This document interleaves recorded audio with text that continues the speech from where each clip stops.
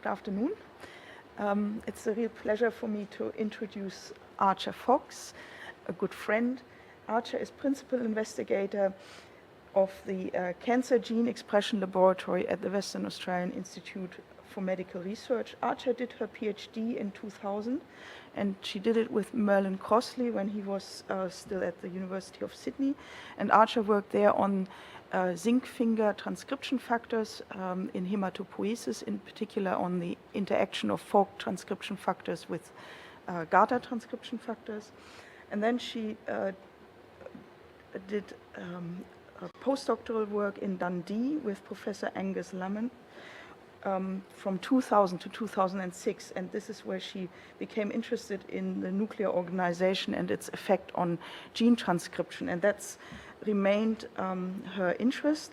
She also identified a new subnuclear body during that time, which she termed paraspeckles, and is continuing to work on paraspeckles, on the protein and RNA composition of paraspeckles and their function.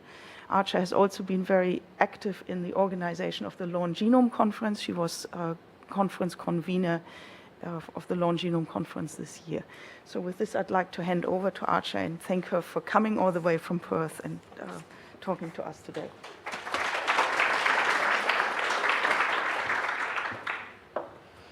Thanks, Anna. It's a real pleasure to be here. I'm just even having a couple of talks this morning with a few of the scientists here. I'm once again reminded about the amazing quality of the science that you guys do here, and it's really an honour, actually, to be invited to present in this series.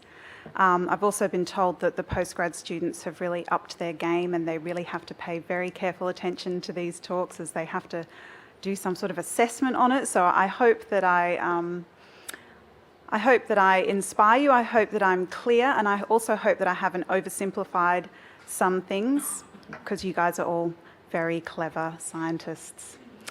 So, actually, I was just reflecting. I've been invited to give a lecture in one of these series before in 2008, and when I came then, I was pregnant with my second child, standing up here.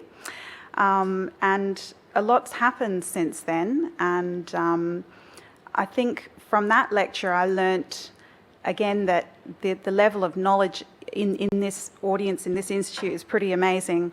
I was told that I spent a little bit too long on what was already known and not long enough on my own stuff. So this time I'm going to be telling you a fair bit about what we've been learning about paraspeckles. So I like to begin my talk with the central dogma of molecular biology, because it's really what I've spent my whole career working on, is trying to understand how the genetic information is output into functional products. It's always focused originally on proteins as the functional entities of the cell, although my work on paraspeckles and long non-coding RNAs has really shown me that actually we have a lot of functional RNA as well. So really this central dogma of molecular biology no longer holds true, in the sense that we're not just interested in how this information is output to this information, but there's a lot going on here as well, as I'm sure you're all aware. And really my focus is all about complexity of us as organisms, really trying to understand the fact that our 22,000 protein coding genes can't explain that complexity. And it's really about how we control the expression of our genetic information at the RNA level, but also at the area of cell biology, as I hope I'll explain to you, which is really fundamental to explaining our complexity.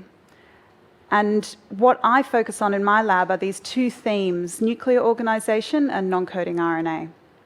Because obviously, if you're looking at the control of gene expression, there are so many different angles to take, from the initiation of transcription, indeed laying down chromatin marks, looking at the RNA, and finally looking at the protein. So this is just a slide taken from some of John Mattick's work, which is a graph illustrating the amount of non-coding material in the genome relative to complexity of the organism. And I've just overlaid on this, so you can see here simple organisms don't have much non-coding, and we have the highest proportion of non-coding material in our genome. I've overlaid on this an idea that our nuclear organisation also goes up with complexity. So Obviously, bacteria don't have a nuclear envelope.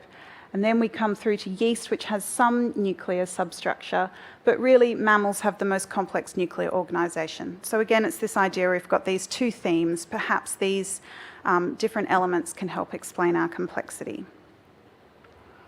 So my first few slides on nuclear organisation is just going to take you through a little bit about what we know. One really fascinating area of nuclear organisation is that the chromosomes occupy discrete territories within the nucleus. So this is just fluorescent in situ hybridisation with different paints against all the different chromosomes. And you can see that they each have their own distinct compartment, and this is inherited following cell division, so the daughter cells maintain this particular organisation. The general pattern is larger chromosomes tend to be at the periphery, smaller ones at the centre. And what about gene expression within those territories? Well, what's generally thought in the nuclear organisation field is that it's actually the RNAs are produced and fed into the space between the territories, often in association with transcription factories. I think that might have... Oh, no. Oh, it's back and it's brighter than ever. Okay. So this is just a figure from a recent review showing that if you consider one territory and another territory, often the active genes loop out into the interchromosomal space, and you can actually have these transcription factories where we typically think of transcription factors moving around the chromosomes until they find their sites. But it's now known that for several genes and systems, in fact, the genes move to the transcription sites or the machinery of the transcription machinery. So the genes move to the polymerase rather than the polymerase seeking out the genes. And genes can also cluster together to be transcribed. So the RNA is generally fed out into this space, and as we also know, splicing happens co-transcriptionally. So a lot of the splicing machinery is also found within this space.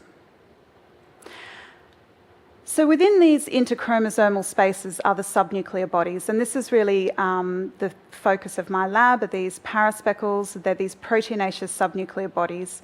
So this is now a picture taken from David Spector where we don't have the chromosomal territories highlighted on here. Instead, what we have are these bodies that float around the nucleus. Well, float is perhaps incorrect because they do move in a directed way. So you can see here dominating the landscape is the nucleolus that we're all very familiar with as the site of ribosomal production. But then there are a number of these other bodies, and really in the field it's not quite clear exactly what the function of these bodies are. And a lot of different groups are working on them, and I'm going to be talking today about paraspeckles. Some of what we're learning here is applicable to these other structures. But generally the overarching theme is that most of these proteinaceous bodies are involved in RNA processing. And we can see this just illustrated here. We have some of these nuclear bodies, so Cajal bodies, splicing speckles and paraspeckles. We can see that they dramatically reorganize when you inhibit transcription. So here is a couple of these different structures under normal conditions, and then when you inhibit transcription, they relocalize to these perinucleolar caps. And the same here, we've got some different structures, and you can see the way they change when transcription is inhibited. So this is just illustrating this idea that a lot of these structures and a lot of nuclear organisation is understandably all about trying to deal with the RNA that's being made, the messenger RNA that's being transcribed, capping it, processing it, transporting it in an efficient manner. So that brings me to paraspeckles, which are the structure that as Anna mentioned, that I discovered during my postdoc. We originally found paraspeckles essentially just looking at the localization of one particular protein, which is one of a family in this DBHS family, which I'll talk about. So DBHS stands for Drosophila behavior human splicing, and there are 3 members of that family in mammals.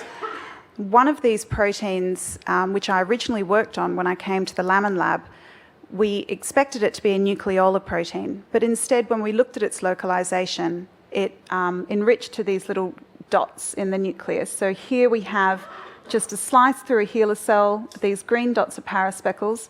The reason we called them paraspeckles is because they were found very close to these red splicing speckles, also called nuclear speckles. So they were just called parallel or alongside the other speckles. And as I'll be talking to you about today, like other nuclear bodies, their function is in controlling gene expression through a variety of mechanisms. And this is just a recent movie of a new stable cell line we've got, just showing cell division and paraspeckles forming.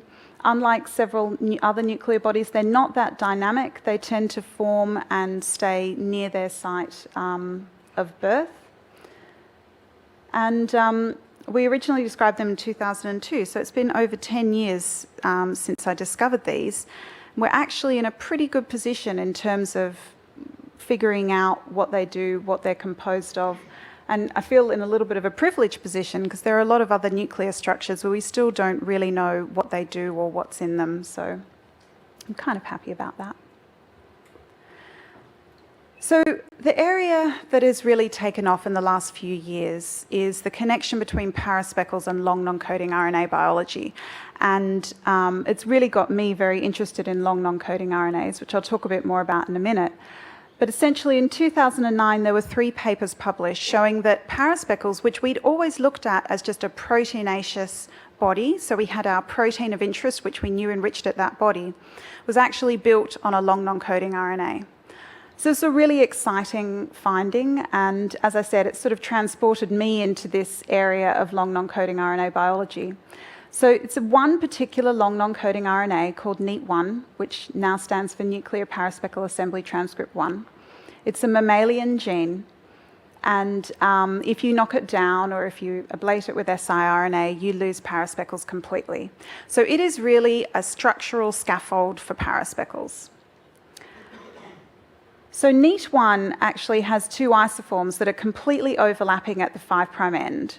The gene looks like a normal protein coding gene in the sense that it has a very complex CPG island promoter, has loads and loads of transcription factors, chromatin IPing to the promoter, except the transcript never goes on to make a protein. So you have this 3.7 kb transcript produced from that promoter the vast majority of the time. And every so often, what you get is a failure of cleavage at this event here. So a failure to cleave and polyadenylate. And then you get transcription continuing, and you get this 23 kb RNA made. So we have these 2 RNAs produced from that promoter. This one is much less abundant. This is the really abundant one. But if you do fluorescent in situ hybridization against these RNA, you find that they're in these structures here, and they overlap with, this is just one of the DBHS proteins in the paraspeckles, and you can see here in this line scan that they overlap quite nicely. So I just want to spend a little bit of time now, since I've introduced paraspeckles, I want to talk a little bit about long non-coding RNAs in general. So the field has arbitrarily defined a long non-coding RNA as any non-coding RNA greater than 200 nucleotides long. And that is sort of actually a technical thing, I think, based on some of the cutoffs of some of the RNA purification columns. And it's pretty arbitrary, and this may change in the future, but at the moment, that's essentially anything over 200 nucleotides that doesn't code for protein is called a long non-coding RNA. There are predicted to be tens of thousands of these transcribed across the genome. And this is still an area of contention about exactly how functional all of these long non-coding RNAs are. There are still a lot of people that think that these are simply transcriptional noise, although the evidence is really mounting for a lot of function to be derived from these molecules. So in terms of how they act, the really common consensus that's emerging is that long non-coding RNAs are acting in general as molecular scaffolds for proteins. In some cases, bringing together proteins that wouldn't otherwise be in the same complex. And each long non-coding RNA really has their individual molecular characteristics, but another common theme that's emerging is that they are binding epigenetic modifiers and influencing chromatin. And the most famous example is probably hot air, which is shown here forming a scaffold for 2 chromatin modifying enzymes. we've got another example here, MALAT1, which, like NEAT1 and paraspeckles, also localizes to another subnuclear domain, in this case splicing speckles. Although unlike NEAT1, MALAT1 is not the backbone for splicing speckles, so when you knock it down, you continue to have splicing speckles. But there's been a lot of work showing that it influences the proteins that localize to splicing speckles. So some elegant work from Prasanth in the USA, has shown that it alters the phosphorylation status of splicing factors. And there are other long non-coding RNAs like this one, which is activated by p53. It's been shown to bind HNR and PK and influence transcription. So gradually in the literature, more and more stories are appearing about long non-coding RNAs, the proteins that bind them, and some of the functions that they're involved in. But people say, well, if these are really important molecules, then you should find diseases where they're mutated. And again, more literature evidence is appearing for this. So GWAS have shown that many SNPs are in fact not found in protein coding exons. So the majority of SNPs are either found in regulatory regions or indeed in gene deserts. So it is thought that a lot of these SNPs could be influencing long non-coding RNAs. And I just thought I'd illustrate with this example here, there is actually a condition where a long non-coding RNA is known to be part of the mechanism. So this facioscapulohumeral muscular dystrophy has a reduced number of repeats in patients in this D4Z4 area down here. But the genes that are upregulated in this condition are not mutated. And this group have just recently published in Cell that this smaller number of repeats allows expression of a long non-coding RNA, which then feeds back and influences the epigenetic state of these genes, allowing them to be turned on at a higher rate than normal. So I think this sort of nicely illustrates one of the challenges associated with long non-coding RNA biology is that it's actually going to be really difficult to work out if indeed a long non-coding RNA is involved with a genetic process like this. But the reward is a cell paper, I guess, if you can work it out. So whilst it's challenging, I think there's a lot of interest in the field in these kinds of mechanisms. I've just put in this example here for another condition. This HELP syndrome is a recessively inherited life-threatening pregnancy complication, and the gene was mapped to a long non-coding RNA. So whilst they're still trying to work out these kinds of mechanisms for this syndrome, if you knock down this long non-coding RNA, it does have a role in transitioning G2 to mitosis in trophoblasts. So slowly in the literature, we are seeing more examples of long non-coding RNAs being definitely linked to genetic conditions. So what about cancer, which is an area I'm very interested in? Long non-coding RNAs are potentially very involved in cancer. There's a lot of data out there from RNA-seq data sets showing that long non-coding RNAs are very dynamically regulated up and down in different types of cancer.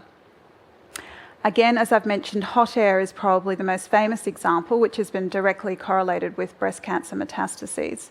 But there are many other examples. And one thing that I think is interesting is that long non-coding RNAs are often more tissue-specific than protein-coding genes. So it's one thing that has been an issue in the field is that a particular long non-coding RNA might only be expressed in a very specific subtype in a very specific developmental stage.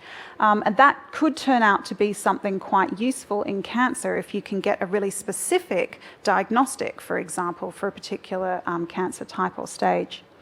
Indeed, there are already diagnostic tests using long non-coding RNAs. So here's the example of PCA3 in prostate cancer. Long non-coding RNAs are actually generally a bit more stable than a messenger RNA. So in this case, it can be picked up in urine and in a sort of metabolomics type experiment can be assayed for expression and graded depending on its appearance in the urine.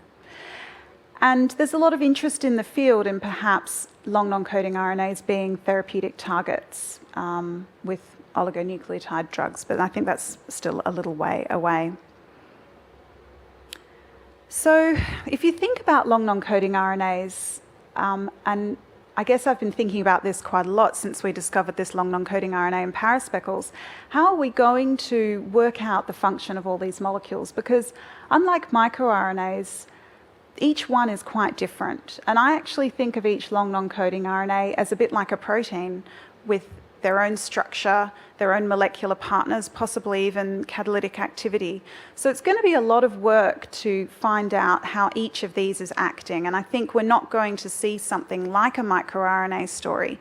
Even though there is a common theme emerging in epigenetic modification, I think that in a way you have to think about each of these molecules as an individual. So if this is a bit of a problem in the field, is how to get the tools and how to really begin to work out what the functions of these are. In addition to that, there's this issue of tissue specificity. So you have to be, if you're interested in a specific RNA which is only expressed in that specific type of cell at a specific stage, you need to be working in that area. A lot of them are mammalian specific. Some of them are even primate specific. So mouse studies could be limited. And one area where I guess I'm trying to really make a bit of progress is taking this sort of cell biology viewpoint of a long non-coding RNA and say, okay, well, if we can look at where the RNA is located, maybe that can also give us a handle on its function. So that sort of brings me back to paraspeckles. And as I've listed here, there are actually some other examples of long non-coding RNAs in nuclear bodies. So there are these three examples where the nuclear body is actually built on a long non-coding RNA backbone. So paraspeckles, as I've mentioned. There are also these nuclear stress bodies which form on long transcripts at the centromeric heterochromatin, which are formed from these satellite 3 repeats. And in Drosophila, there's an interesting example where there's this omega non-coding RNA which forms these omega speckles. And the thing that these three bodies have in common is that they are all induced by stress. So I'll be telling you a little bit about that in relation to paraspeckles. And as I mentioned, there's other long non-coding RNAs which are enriched in particular subnuclear structures. And whilst they're not forming the structural backbone for those structures, their location in there can still inform us as to their function. So that's been very nicely shown with MALAT1 and splicing speckles, which, as I've mentioned, influences the phosphorylation status of some splicing proteins. So since a lot of long non-coding RNAs are nuclear, we're hoping that our knowledge of nuclear organisation and increasing the efficiency of various processes is going to help us to try and identify what these RNAs are doing and how they're acting. So really we think about paraspeckles as a bit of a model system for some of these processes. And since they're my favourite nuclear body and now my favourite long non-coding RNA, I'm going to be spending the rest of the lecture talking to you about this model. And what we're hoping is that, particularly in relation to our structural work, what we learn here is really going to help us understand more about long non-coding RNA protein complexes in general. So really my lab has two main arms to it. One is trying to work out the function of paraspeckles, why cells might be using them to control gene expression. And the other half of my lab is really trying to work out what paraspeckles look like and the molecular interactions between the RNA and protein components, so how they form. So I'm just going to talk a little bit about the function first and then move on to the structure. So when we're trying to figure out what paraspeckles might be doing, we now have this new information that NEAT1, the long non-coding RNA that forms them, is essentially a marker for paraspeckles. So if you look at an RNA-seq data set and say, what is NEAT1 doing, that essentially gives you an insight into what paraspeckles might be doing. So if you look at NEAT1, there are now many examples of NEAT1 upregulation in different systems. So this is quite an interesting recent paper showing that it's increased after HIV infection. There's also, there's been more than I've just put on this slide, but there's been cases shown that it's upregulated with neurodegeneration, with drug abuse. Again, another viral study here where NEAT1 is increased after rabies and Japanese encephalitis infection. NEAT1 is also upregulated in many different solid tumours. We have some data that I'm doing in collaboration with another group showing that in castrate-resistant prostate cancer we have NEAT1 and paraspeckles increasing. And this is unpublished work from a Japanese collaborator who works on the NEAT1 knockout mouse, showing although they're viable and can live to old age under sterile laboratory conditions, the females have a fertility phenotype where they do not develop a corpus luteum. And that's after having a couple of litters, they then can no longer get pregnant. So that's quite an interesting effect. We're trying to work out what the effect of that is at the molecular level, but I'm not going to talk more about that today. So what about which cells and tissues have paraspeckles? Essentially, they are found throughout the organism. The most systematic study has been done in mouse. They're not seen in embryonic stages, so they generally tend to appear post-birth. In terms of cell culture, they appear very readily in culture, and we now think this is linked to the sort of stress-induced phenotype that we're seeing. ES cells don't have paraspeckles, but they appear when ES cells differentiate. Again, they've been seen to increase with a number of culture differentiated systems. And the systematic study that was done in mice has shown that paraspeckles are seen in most tissues, but only in a subpopulation of cells. And generally, they're in the very differentiated or terminally differentiated cells. So here's an example looking at the crypts of the large intestine. And if you see here, you have the stem cells at the bottom of the crypt, and as the cells move up the crypts, they get more and more differentiated. And this is just some in situ hybridization against NEAT1 to show that paraspeckles are just in the tips of these crypts. The other really interesting thing is that there's obviously epigenetic effects, because you can see differences in paraspeckle prevalence between different mice that are genetically identical, have been kept in the same cage and presumably have had the same treatments. But if you look in, for example, the liver of one mouse to another, one will have a lot of paraspeckles and the other one won't have any. So we think, again, this fits with a model of perhaps some stress that one mouse may have experienced and another not. So what about in terms of the molecular mechanisms of what paraspeckles might be doing? I've told you a little bit about some of the diseases, some of the cells where we see them. Basically, we think when a cell induces paraspeckles, it's doing two things. The first is that it's sequestering particular types of RNA. So this is just a summary of some work that came out of David Spector's lab, showing that particular types of RNA are trapped in paraspeckles, and then when a signal is given to the cell, they release this RNA, and these are actually mRNAs with protein coding potential now. They can be translated into protein. And we have some work going on in the lab which is a slightly tangential project, looking at maybe how we can harness this mechanism for controlling gene expression. But another thing we think paraspeckles are doing is they're actually sequestering proteins as well.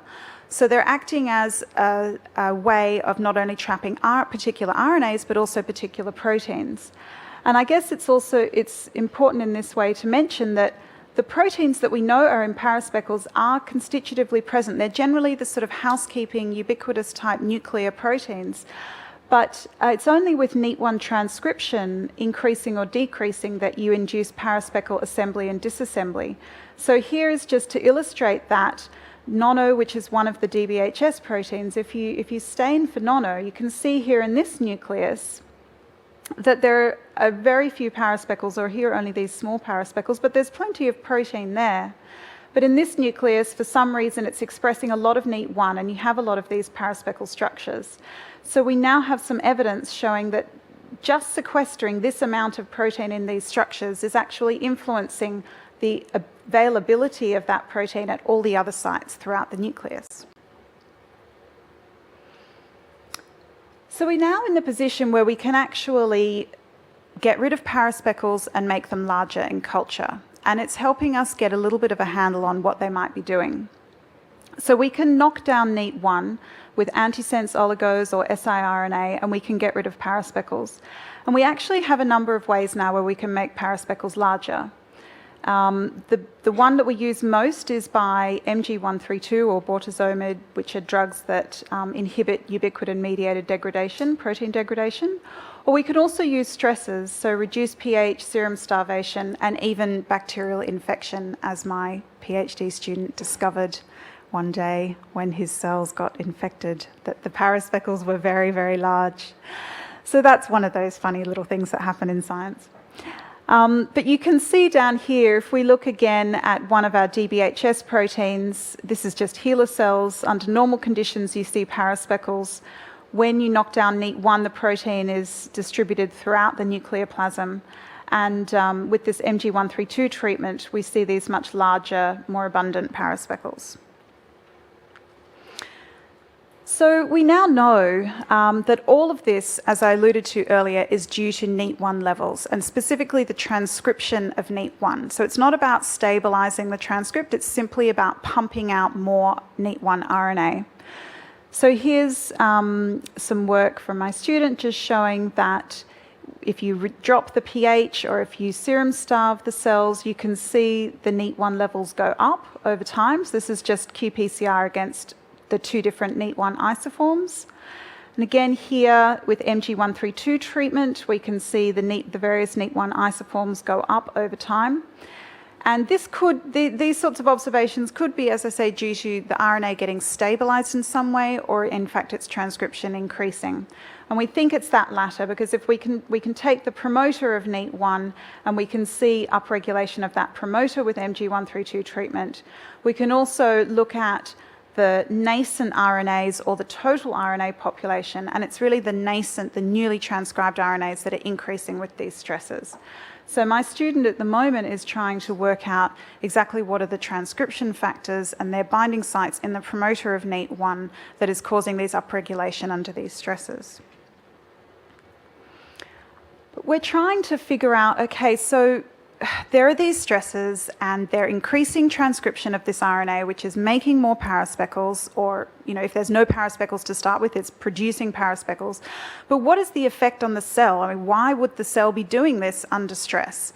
So to try and address some of these questions, we've been working with MEFs from the NEAT1 knockout mouse, which have been produced by my Japanese collaborator. And the first sorts of things that I did was looking at the way they grow when we add MG132. So you can see here, this is just Roche Excelligence data, which just measures proliferation based on impedance across the bottom of the culture dish. That when we have the wild type and the knockout MEFs, this is just a 40-hour experiment, they're growing quite happily. But when we add MG132, you see here this lowering of the impedance across the dish. And we noticed that the wild-type MEFs seem to do a little bit better in this experiment than the knockouts, but it's a bit of a subtle effect and not really satisfactory. When I looked closer at this data, however, I noticed that the biggest difference we saw was right in the early time points measuring this growth. So when we look at these first few hours, what we see here in black, we've got the wild-type MEFs. And you can see that the difference between the control and the treatment is essentially, they can't really tell. So whether these cells have DMSO added or MG132 added, their growth is no different. However, when you look at the knockout MEFs, immediately that the drug is added, they start to die. You can see here that the wild-type MEFs also start to die at this point, but it seems to be in these first few hours that we're beginning to get this effect. So we thought, well, maybe it's like NEAT1 and paraspeckles is providing just a little bit of a buffer. We know that these cells are increasing NEAT1 transcription from the time that the drug is added. And maybe that is just conferring a bit of an advantage to these cells to help them get over this stress. So we thought maybe a better way of looking at that would be to do a recovery experiment where you would add MG132 and then wash it out after half an hour. And when we did that, we saw a more dramatic difference here. So these are just both knockout and wild-type MEFs grown under control conditions. And you can see here that after half an hour of MG132 treatment, if we then wash it out and look at the way they grow, the knockout MEFs have a much more, a more serious effect on their growth.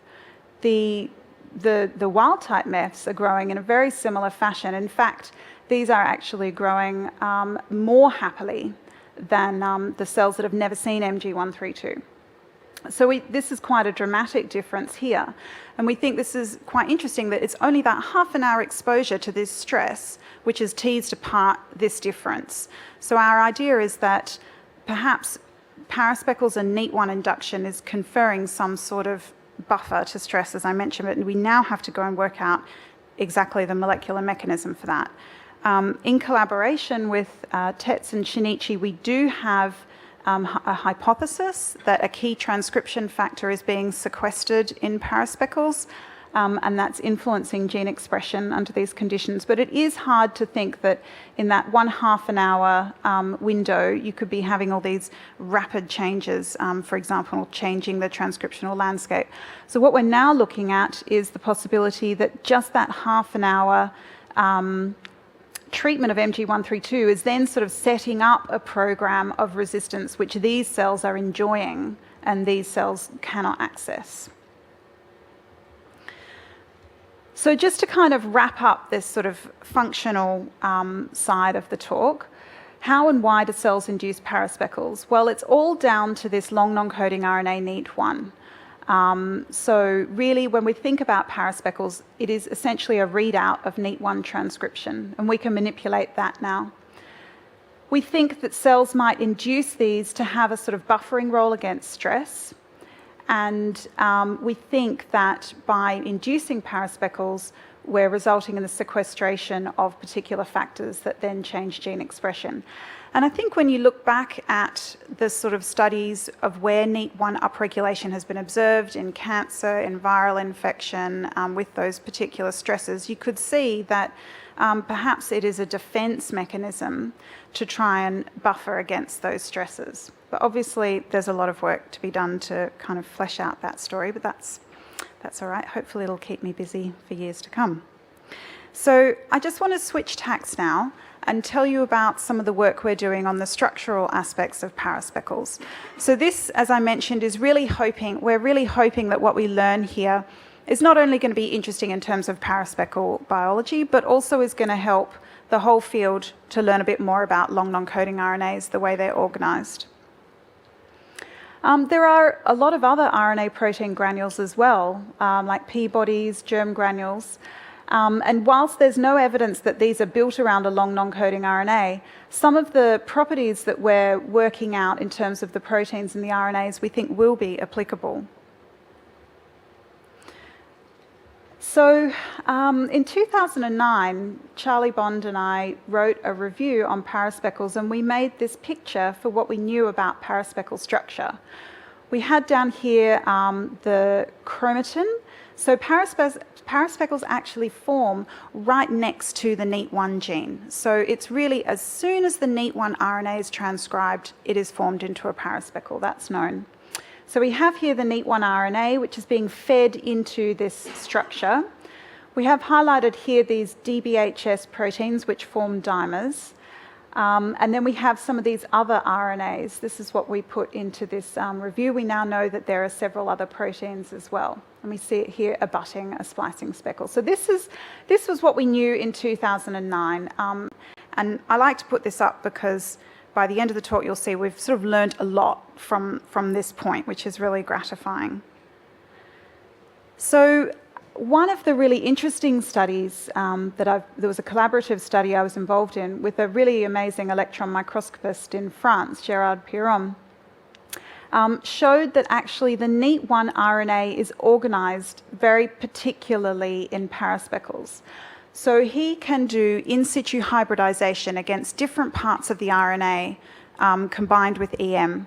So what you see here are these gold particles which are labeling particular parts of the paraspeckle. And what we saw is that if you have a probe against either the 5' end or the 3' end of the RNA, you decorate the edges of the paraspeckle. But if you have probes against these internal regions, you see the gold granules appearing in the center of the paraspeckle. So this was really interesting to us because it indicated that the RNA is very particularly organized within the body, and actually it's been a sort of curse that this is 23 kbs long because it's so hard to work with a 23 kb RNA. But in a way, I think it's a blessing because I think it's so long that it allows for this kind of spatial organization in the way that perhaps a 1 or 2 kb RNA wouldn't have in a similar type of body. So that EM data really sort of suggested two possible models for NEAT1 organization. So either the RNA is sort of spanning the paraspeckle so that its 5' and its 3' ends are on opposite sides. And we tend to think of paraspeckles as sausage type shapes. So if you can imagine if you cut a sausage and look at it end on, this is what you would see. There's also this other possibility of a looped model where the 5' and the 3' ends of the same molecule could be at the edge and the middle of the RNA is poking in towards the center of the paraspeckle. And we tend to favor this model, although we have no evidence and have not yet been able to satisfactorily come up with a really good way of addressing this difference, simply because of the steric hindrance that is going to happen with these RNAs trying to cross this structure, whereas we think this is a more plausible type of model. And this is just to illustrate the sausage shape of paraspeckles. This is actually a MG132 treated cell. You can see that the paraspeckles actually have a constant width of 300 nanometers in humans, but their length varies. And it's actually quite interesting that in mouse cells where NEAT1 is just a little bit shorter, so it's about 20.5 kb instead of 23 kb, the width of the paraspeckles is just a little bit shorter, a little bit thinner. So we really think that it's to do with the length of the RNA that is dictating the size of these bodies. And I just put this down here in comparison to give you a sort of size comparison. This is shown to the same scale. Here we have ribosomes, which are about 20 to 30 nanometers in diameter, and here we have a paraspeckle. So they really are much, much larger than the most common sort of non-coding RNA protein complex that we would think about, which ribosomes really are the best example of that. And we have obviously a fantastic understanding of ribosome structure now, and we would love one day to have the same understanding of paraspeckle structure. But obviously we're dealing with a much bigger structure here. But you can always dream. I really would love to have the same detail of paraspeckle structure as we do of ribosome structure. So I thought now what I'd do is show you some of the work that I've been doing using super resolution microscopy to try and understand a bit more about paraspeckle structure. And this is actually work I've only been doing in the last couple of months.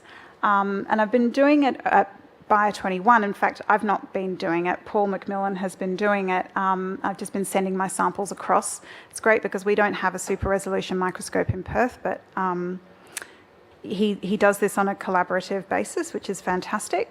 So for those of you who aren't aware of super resolution microscopy, there are a number of different ways of doing it, but basically the idea is that you are halving the resolution that you can achieve. So in this case, we have these sort of grids that change their angle, which go over the sample, and then you use computational methods to sort of deconvolve these gridded images to get a super resolution picture. And this is just some examples of the differences that it can make.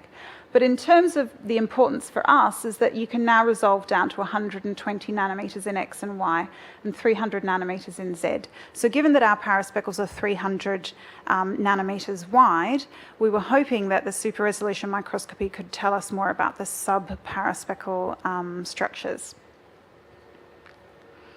So indeed, that's what it can do. So I've just got here a conventional fluorescence micrograph of, in this case, it's nono, one of these DBHS proteins. And what we could always just see were these dots. But with super resolution, we can actually see that the nono forms rings, these ring structures. And this was really exciting to see. This is the first time, because with the electron microscopy work, whilst we could differentiate different parts of the RNA, we couldn't differentiate where the proteins were localizing in paraspeckles. When Gerard looked, the gold particles were essentially distributed throughout the paraspeckle, but we can see here with the super resolution that we're beginning to obtain this sort of structural detail. So the next thing I did was think, well, can we put this in combination with the RNA information? And this is just a little bit of a plug here. If anybody's interested in doing some long non-coding RNA work, Fisher Biotech now distributes these RNA fish probes from Stellaris that are really fantastic. So it's an array of 40 oligonucleotides that coat your RNA. So you put in your sequence and it designs a sort of set of 40, and each one has a fluorophore attached. And it works really nicely for NEAT1. So you can see here this is some super resolution of a probe set which is just complementary to the 5', that 3.7 kb short abundant transcript. And then we have another probe set which binds to the middle of the RNA. So you can see here this probe binding to this long 23 kb RNA, and this probe which is only going to see the 5' ends of both transcripts. And you can see here, as with the electron microscopy, we saw the same thing, that the 5' probe forms these rings, whereas the middle probe is essentially just looks like a dot. So it's like a solid structure in the middle of paraspeckles. And what's really cool now is to combine this. For the first time, we can combine it with the protein staining. So if you see here, here are these ring structures formed by the 5' end of NEAT1. Here's the ring structure formed by the nono, and you can see they don't overlap. In fact, what we generally see is that the RNA is on the outside of the nono ring. Whereas if you look at the middle of the RNA, you can see it's forming the middle of these structures and the nono is on the outside. And I think it's sort of illustrated a little bit better in the next slide. Here, we're just picking up some cells where you can see these longer paraspeckles. But what's really fascinating is that with the super resolution, we can see that they're actually chains of rings. They're not long contiguous pieces. So we think that there's actually some sort of repetitive unit which is being added on to these chains. And you can see here that with the 5' probe, the red signal for the RNA is generally on the outside, with the nono signal in the middle. And here with the middle probe, it's the other way around. So you can see the nono signal on the outside of the RNA. So what this is showing us is that the nonoprotein is forming a sort of middle zone in between the edges, the 5' and 3' ends of the RNA, and the middle of the RNA.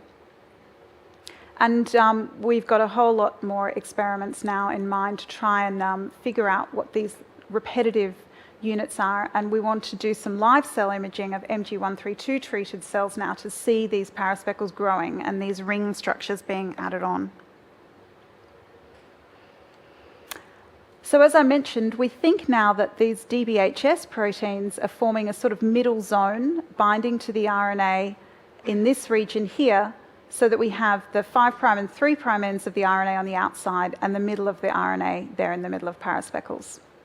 So that's well and good, but I really want to know at the molecular level the RNA protein contacts, which is laying down that organisation. Because whilst NEAT1 RNA obviously has some structure, our hypothesis is that it's the binding of the proteins to the RNA that results in this organisation. And I haven't mentioned this, but these proteins are absolutely essential for paraspeckle formation. So if you knock them down, you lose paraspeckles. It's not just that the RNA is there and the proteins come along later on. You actually need both the RNA and the proteins there at the same time to form the paraspeckles. It's the coordinated binding which is setting down this structure.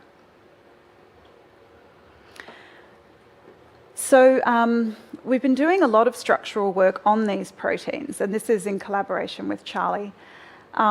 Here's just a schematic of them. These 3 proteins in this DBHS family for Drosophila behavior human splicing. We've solved a few different structures now. You can see they have these RRM domains This is called a NOPS domain for nanoparaspeckle. It's a definitive domain of this family. And then they have this coil-coil domain here. So this is the structure that was published last year, which is a heterodimer of PSPC1 and nono.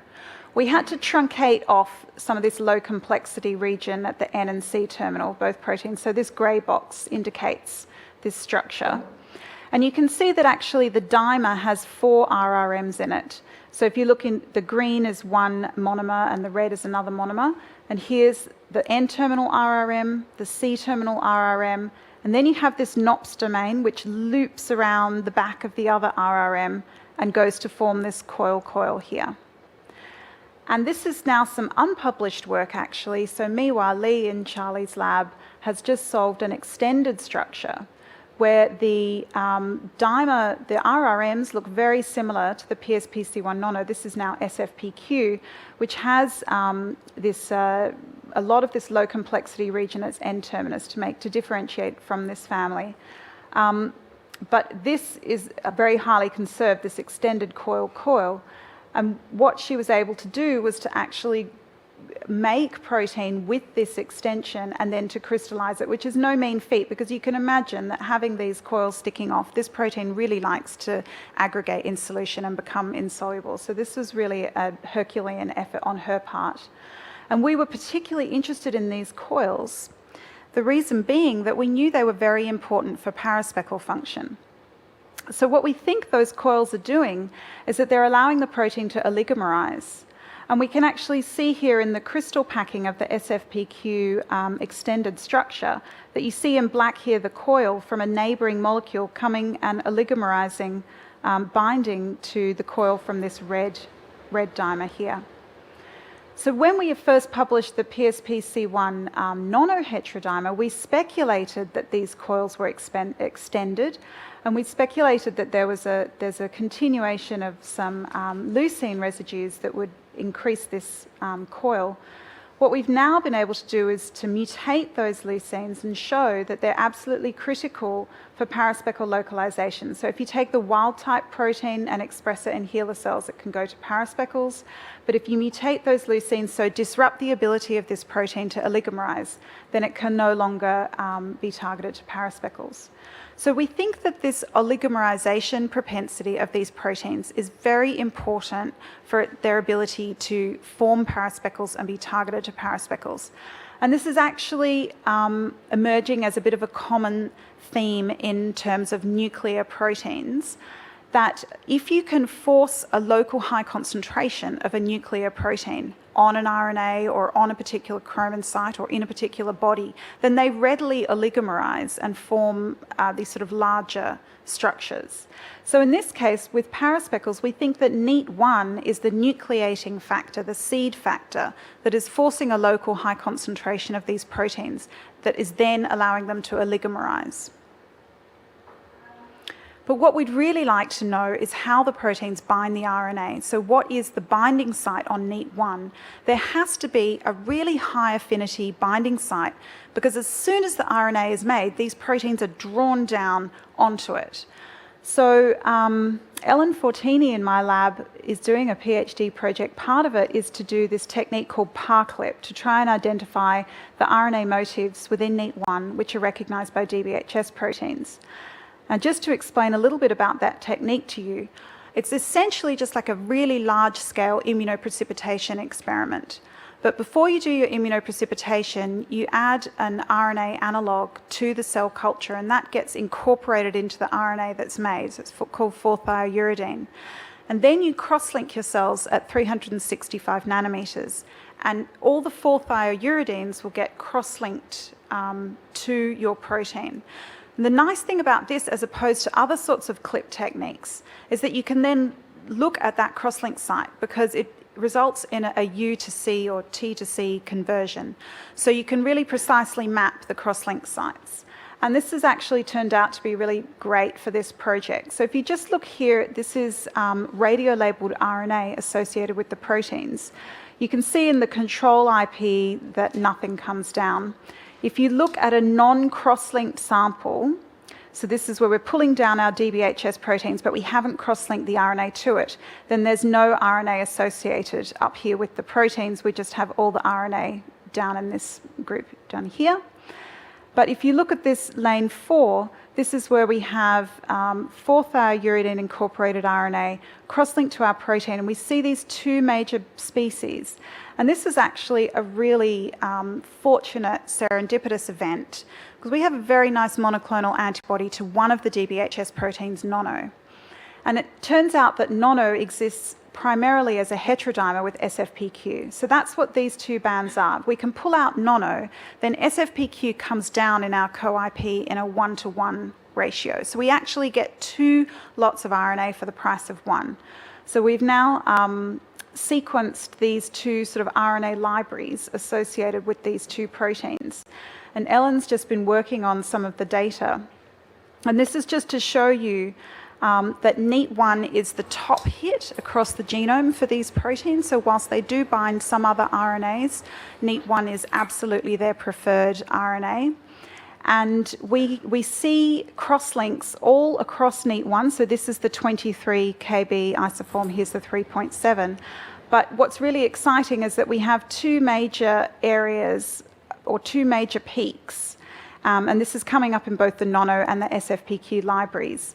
And what's really exciting is that we think that these peaks, if you consider the binding of the proteins at these 2 different sites, it would nicely correlate with that middle zone in the paraspeckles. So it's not binding to the 5' and 3' ends, it's not binding to the very middle, but it's binding to sort of the cuffs, if you like, here. So this is about 8.5 kilobases in, and this is about 15 to 17 kilobases in. So what we're now trying to work on is there are some common motifs in these 2 zones. We want to go back, and ultimately what we want to do is to solve the crystal structure of our proteins binding to these RNA motifs. But this is really nice that the cell biology is sort of mirroring the molecular biology in this case. So we're quite excited by that. Yeah. So just to kind of summarize this sort of structural part of the talk, if you consider how to build a paraspeckle, we know that transcription and active transcription of NEAT1 is really at the basis of everything. Once the NEAT1 is transcribed, you then get these DBHS proteins recruited, and they then oligomerise. And that is really important. So they have to knit together, and we think that it's that oligomerization which is then partially responsible for twisting the RNA into these structures so that the 5' and the 3' end are on the outside and the middle of the RNA is protruding into the middle of the paraspeckle. We know that we actually have recruitment of additional paraspeckle proteins that I haven't talked about. Some of them are really interesting proteins, and we're getting a lot of information about their involvement too. Yeah. And we actually think that it's through these combined RNA binding and protein-protein interactions that you have this paraspeckle built. So I guess just to wrap up, really what I hope you've learnt about today is that paraspeckles as a sort of model system for long non-coding RNA protein interactions are teaching us about the way that we can actually get to grips with at the molecular detail of those interactions, but are also showing us perhaps why the cell might be using these types of structures as a stress response, some of the ways that it could be altering gene expression, and I guess ultimately really trying to address this problem of our complexity in disease. It could be mechanisms like this which are involved. So I just wanted to end by thanking the people in my lab who are doing this work, past members of the lab, and also, Charlie Bond, who many of you may know is my husband and also my closest collaborator. It's a really amazing thing to collaborate so closely with your husband. Paul has been doing all the work at Bio21 on the OMX there, and that's been really exciting over the last few months.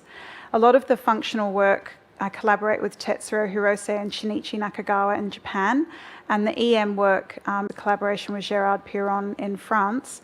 And I guess just also thanking the funding sources, the Cancer Council of WA, NH&MRC, etc. And thanks for your attention.